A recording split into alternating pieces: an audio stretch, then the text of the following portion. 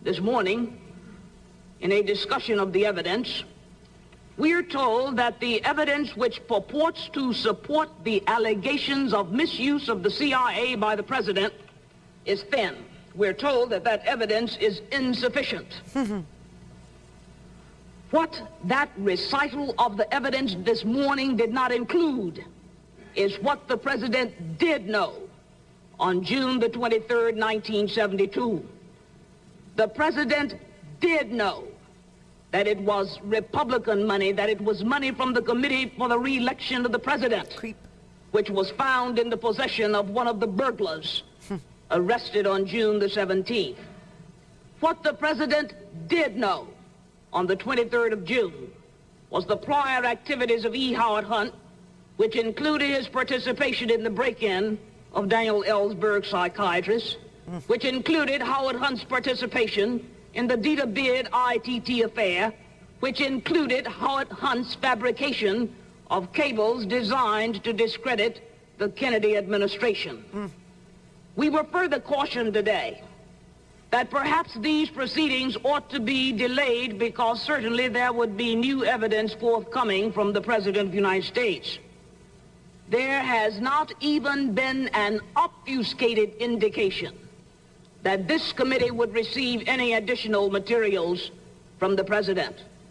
The committee subpoena is outstanding, and if the president wants to supply that material, the committee sits here.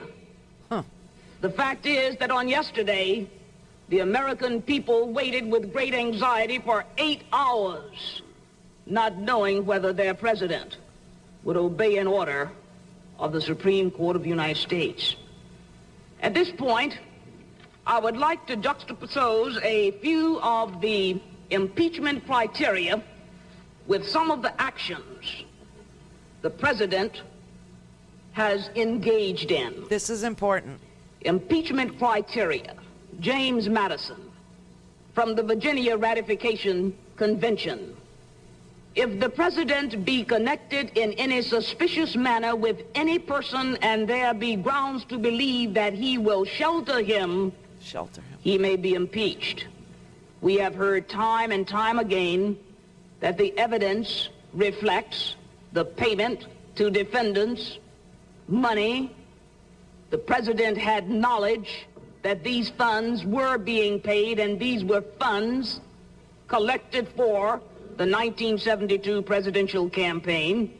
We know that the president met with Mr. Henry Peterson 27 times to discuss matters related to Watergate, and immediately thereafter met with the very persons who were implicated in the information Mr. Peterson was receiving. The words are, if the president is connected in any suspicious manner with any person and there be grounds to believe that he will shelter that person, he may be impeached. Just a story. Impeachment is intended for occasional and extraordinary cases where a superior power acting for the whole people is put into operation to protect their rights and rescue their liberties from violations. We know about the Houston plan. We know about the break-in of the psychiatrist's office. We know that there was absolute, complete direction on September 3rd when the president indicated that a surreptitious entry had been made in Dr. Fielding's office after having met with Mr. Ehrlichman and Mr. Young. Protect their rights, rescue their liberties from violation. The Carolina Ratification Convention impeachment criteria. Those are impeachable who behave amiss or betray their public trust.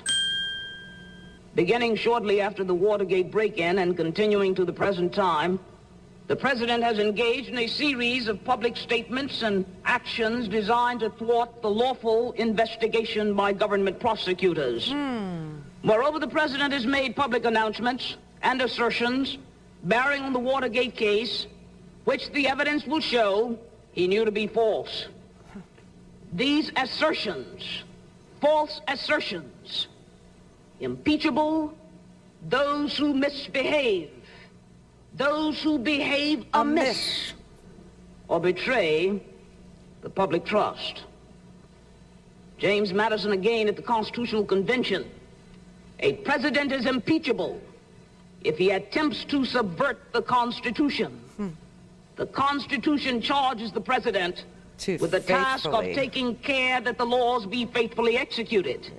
And yet, the president has counseled his aides to commit perjury, willfully disregard the secrecy of grand jury proceedings, conceal surreptitious entry, attempt to compromise a federal judge, while publicly displaying his cooperation with the processes of criminal justice. A president is impeachable if he attempts to subvert the Constitution.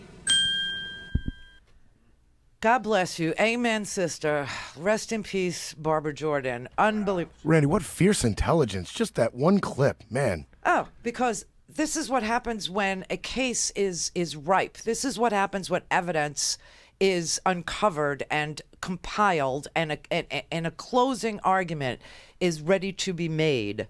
And that is what she did there. She made a closing argument and she based it on the founding fathers and the various ratification conventions around this country. And what the founding fathers said was an impeachable offense, and then she took what they said and related it directly to what Richard Nixon had done. And what Richard Nixon had done was a whole lot less than what we know Donald Trump has done. The last portion of what she said, that the president is charged with constitutionally to take care that the laws be faithfully executed, and yet the president asked people to lie for him. That was one of the things that Richard Nixon's articles of impeachment charged him with, not faithfully executing the laws, because he asked people to lie for him. We know that Donald Trump asked Michael Cohen to lie for him. We know that the thing that she said prior to faithfully execute the law was that a president is impeachable if he violates the public trust. And by that, she relates Richard Nixon's public lies in order to obstruct the investigation into the burglary that occurred at the Democratic National Committee headquarters. The public lies that Richard Nixon told. That was an impeachable offense. And the other thing she talks about is sheltering somebody. And the President of the United States has protected and asked Comey to protect someone who pled guilty to conspiracy to defraud the United States. And that would be Michael Flynn. So since the day that Donald Trump asked James Comey, can you let Flynn go? Can you let Flynn go? He has been impeachable. And not just for obstruction of justice, but for sheltering someone, for protecting someone who conspired with a foreign government to defraud the United States. And that's why the crime has always been, for me, conspiracy to defraud the United States. Not necessarily, I mean, obstruction, yes, but the not taking care to faithfully execute the laws, obviously, but breaking the public trust every time the president lies. This is why, it's one thing to know that the president has lied 9,000 times. It's another thing to know its place in an offense. And its place in an impeachable offense is to break the public trust and to obfuscate and to cause people to lie for the president because the president has their back. The president will shelter them. The president will protect them. And also, simple campaign violations that people now shrug off. Barbara Jordan also includes that in the summation of offenses, that the president made payments to people to keep them quiet. That has also occurred here with Michael Cohen and Stormy Daniels and Karen McDougal. So the president is at this very moment impeachable. Everybody knows it. The problem is America doesn't remember. America doesn't remember what an impeachable offense is. They don't know what an impeachable offense is. They think it's lying under oath. It's much, much more than that. It's failure to faithfully execute the laws. It's failure to keep a public trust. It's protecting people who have conspired to defraud the United States. It's making payments, illegal payments, to protect oneself, or extortion to protect oneself. Okay, that is an impeachable offense. That's what that was about. And she was trying to explain to you that Congress has big fish to fry. The American people have many, many issues, many, many problems. And in our day and age, it's no different than it was then. We still need tax reform. We just gave $21 billion to the freaking banks that just robbed us blind, okay? We just gave them a tax cut of $21 billion. Their effective tax rate that the banks paid this year was 19%. Prior to the tax cut, the effective tax rate was 28%. Difference, $21 billion windfall to them after they robbed us, after they foreclosed on us, after they conspired, after they took down the wall between the savings and loan and the investment gambling banks, the casino banks, right? So we have suffered, and we gave the same violators the gun back. It's just a ridiculous thing. We have all that we have to take care to fix. We have health care that we need to fix. We have infrastructure that we need to fix. We have this awesome, awesome climate change issue. All the new jobs for the next century, all of them are going to be in green, renewable fuel jobs. All of them. Building solar fields, building wind turbines, building wind fields, building wind farms, all of it. I mean, you look at some of the down and out places in the country, in Washington state, where they're building giant wind turbine farms, or they're building giant solar farms. They're revitalizing these places that used to depend on, an industrial base, revitalizing them. These are the new jobs. That's what Congress has to do. And she says, so we can't be petty. And so she said, we're being big. This is the Randi Rhodes Show. To speak with Randi, dial 561-270-3844. That's 561-270-3844. All right, Ed in Chicago. Hi. Hi. Hi. Thank you for playing that Barbara Jordan clip. That was like hearing a song you haven't heard for years and you've completely forgotten about it. You hear it again and it takes you back. And she was a force. She was a force of nature. And not only was she a force, but back then she was also on your network news. Mm-hmm. People knew about her. Yeah. Just when you elect good people to government, you get good government, and she's proof of that. So thank you. You're welcome. I have more of her. She is just, awesome. And, when John Dingell died, I started to think about some of the kinds of people that served. And I immediately remembered Barbara Jordan. And I started looking for clips of her last night. And I got very lucky very fast. I found the Richard Nixon 1974. Right. And bless you. I that was when I was becoming politically aware. Was at that time. Me too. Me too. And anyway, thank you. You're welcome. Thank you for thanking me. Thank you for appreciating her. She was one awesome lady, and she died entirely too soon. That's the sad part. She was very ill. She had MS and leukemia, like both at the same time. But Barbara Jordan almost could have gone all the way. Do you know, she could have been, or I like to think, although I realize the 70s, the 80s, that was not a time when we were going to elevate an African American to the presidency. But man, the 20th century could have been so good. It just could have been such a great, but here we are in the 21st, still having the same old stupid issues, the same old problems. I'm just going to play you just a 3-minute clip of her, okay? Just this is from the same hearing, okay? This is her laying out what the role of Congress is. They are the inquisitors. They are supposed to inquire about the lives of public men. And that is what they're doing here. My faith in the Constitution is whole, it is complete, it is total. And I am not going to sit here and be an idle spectator to the diminution, the subversion, the destruction of the Constitution. Who can so properly be the inquisitors for the nation as the representatives of the nation themselves? The subjects of its jurisdiction are those offenses which proceed from the misconduct of public men. And that's what we're talking about. In other words, from the abuse or violation of some public trust.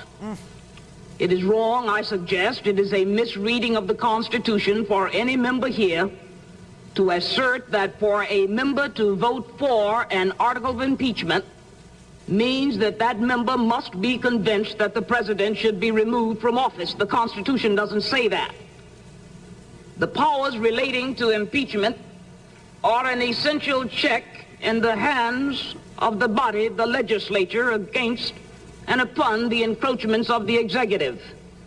The division between the two branches of the legislature, the House and the Senate, assigning to the one the right to accuse and to the other the right to judge. Right. The framers of this Constitution were very astute. They did not make the accusers and the judges the same person. We know the nature of impeachment. We've been talking about it a while now. It is chiefly designed for the president and his high ministers to somehow be called into account.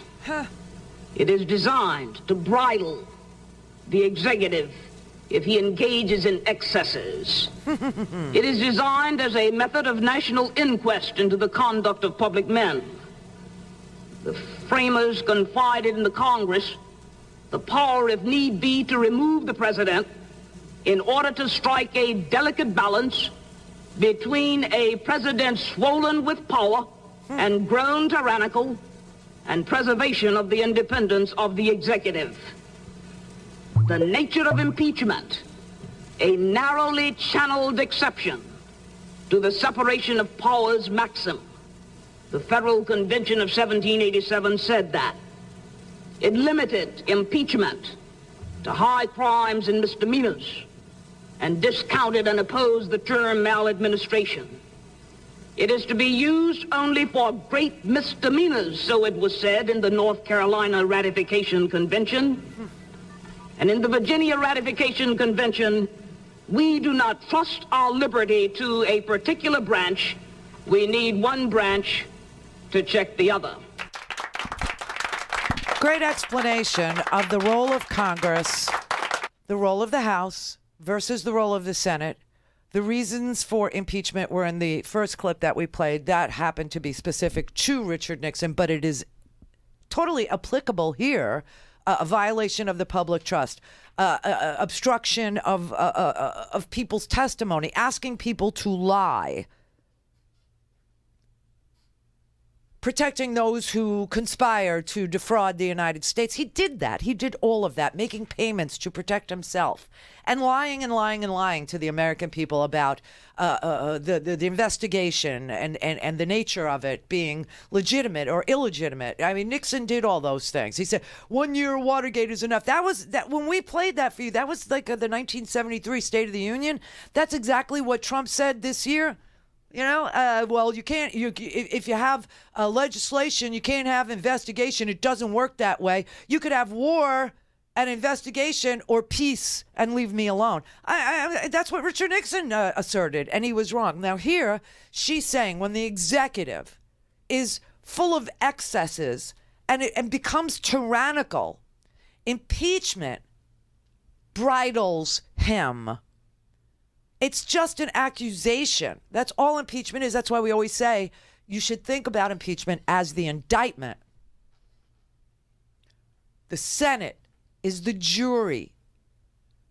The Senate is where the trial occurs. It is not up to the House to prove guilt beyond a reasonable doubt. It is up to the House to point out and accuse a president who has become tyrannical, who has become swollen with power, who is prone to excesses, who breaks the public trust by lying to the American people, who engages in any effort to protect or shelter, as she points out, somebody who engaged in an operation to defraud the American people.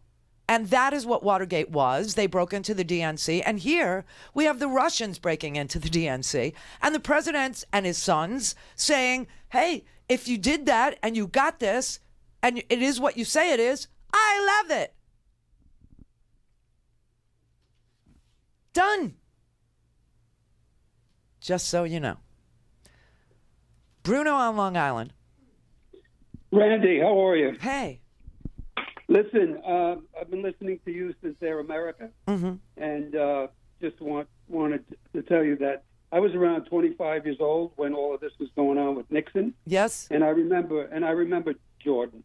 And you know what's funny? I don't know how old you are, but Howard was an intern on the Watergate committee.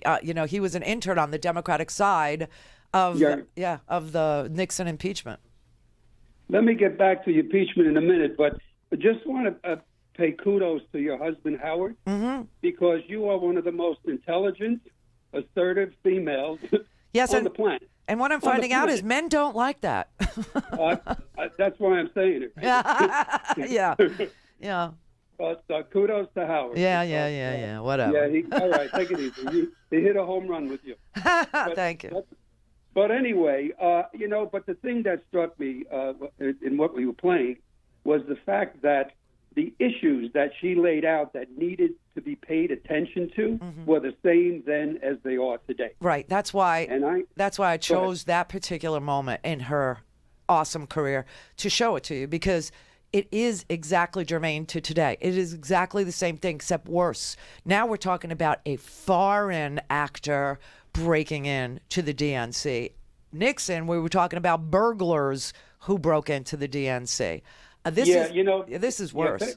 Basically, Nixon looked like an ordinary crook. Yes. At this point, these people look like international thieves in terms of what they're trying to do. And think of this little particular aspect of Nixon as well. I was thinking about this last night. I was falling asleep. It's crazy. But here you have Donald Trump appealing to war-weary Americans. We're all war-weary, saying that he's going to pull the troops out of Syria. He's going to pull the troops out of Iraq. He's going to pull the troops out of Afghanistan. It's done. We've been there so long. Richard Nixon tried the same thing to placate the people. He said, I'm going to end Vietnam. And we lost Vietnam. Vietnam was a stalemate, just like Korea was a stalemate, just like Afghanistan is a stalemate, just like Iraq is a stalemate, right? And he did that for the same reason that Trump is doing it, to placate people on the right and the left. Well, I've listened to the committee today that they were questioning the interim attorney general, and one of the things they probably should have done was just repeat what Nixon was saying along the same line when when people were looking into his business, and how Trump, the soulless cipher that he is repeating the same thing over and over again. Yeah. And it just to make the point to the public, because, Randy, I'm going to suggest the following. Since Newt Gingrich, the Republicans have done a fantastic job of dumbing down and frightening this population. Yep. And we have a lot of work to do. Bruno, you're brilliant too. Thank you so much. Well said. Hey, listen, all true. One more thing. Yes, sir. One more thing, because I'll wear out my welcome. You wait and see. You're like my cousins, man. They say the same crap. Why don't you run for office? I've thought about it. Howard wants me to really badly. The thing is that the person who represents my district where I live she's got an enormous amount of experience, and she's a very good congresswoman. Her name is Lois Frankel. She doesn't get headlines. She's not a showy person, but she was mayor of West Palm Beach, and she revitalized our whole city and did a great job. And if I ran, I'd have to run against her she's a little older than me, unless I wait. And if it becomes clear that it's time for her to retire or she otherwise doesn't want to run, I will meet with her and I will ask her if she thinks that she could endorse me to replace her, because it's the proper thing to do in this case, because she is a wonderful congressperson. I mean, you know, it's funny, in my area of Florida, you know, I live in South Florida, we've got Ted Deutsch, who I would never run against because he's wonderful. Lois Frankel, who's my congresswoman, and she's wonderful. You know, if I lived in Matt Getz's district, oh, hell yeah, I would run. Go after, yeah. Well, let me suggest this to you, Randy. Why don't you move to Getz's district? I'll take the move. Because, Bruno, I'm about to invest about $30,000 to $40,000 in this here little studio in order to bring something to you that everybody wants me to do. I've been saving up for 2 years now since we relaunched the show to do this kind of thing. And quite frankly, we have this office, we have a lease, we have, you know, all the, and this is where we're going to be. This is where we're going to be. Well, I will say this to you in closing. Yes, sir. I will add to that $30,000. Oh, thank you very much. Anything that anybody can do is really appreciated. Thank you. You deserve it. You deserve it, Randy. You're really a good person. Period. Well, thank you. Thank you. It means everything to me. You know, I just to have this stay with me all weekend, which it will, is a wonderful gift. So thank you so much. You got it, kid. Take care. Thank you, Bruno. Oh, that's beautiful, isn't it? That is just lovely. Now, I know Asani's on hold. Asani, I don't really have time to take much of your call, but I will tell you this. Yes, Asani sent me the most beautiful birthday gift. You know, he's from Senegal, and he sent me the most beautiful African handmade jewelry, dashikis, a gorgeous, gorgeous wooden handmade sculpture. I did send you a thank you note. You will get it any moment now. If you go check your mail, it's probably there right now.